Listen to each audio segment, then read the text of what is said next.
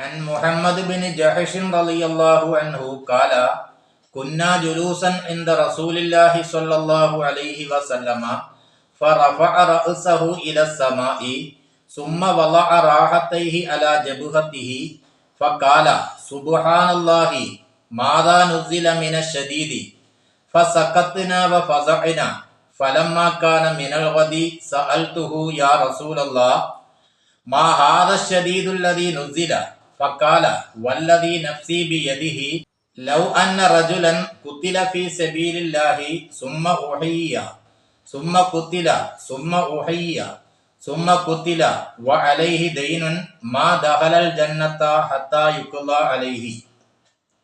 Muhammad bin Jahsh റളിയല്ലാഹു അൻഹുവിൽ നിന്ന് ഉദ്ധരിക്കുന്നു.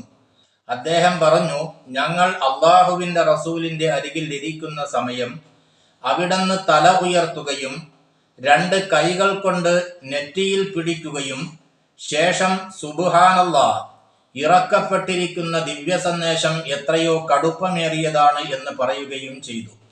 അത് കേട്ട ഞങ്ങൾ ഭയപ്പെട്ട് നിശബ്ദരായി. പിറ്റേ ദിവസം ഞാൻ അള്ളാഹുവിന്റെ റസൂലിനോട് ചോദിച്ചു, അള്ളാഹുവിന്റെ തിരുദൂതരെ, താങ്കളിലേക്ക് അവതീർണമായ കടുപ്പമേറിയ ദിവ്യ സന്ദേശം എന്താണ്? അവിടുന്ന് പറഞ്ഞു, എന്റെ ശരീരത്തിന്റെ ഉടമസ്ഥനായ അള്ളാഹു തന്നെ സത്യം.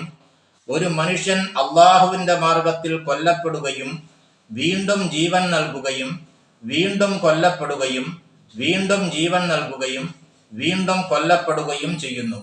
അവന്റെ മേൽ കടബാധ്യതയുണ്ട്.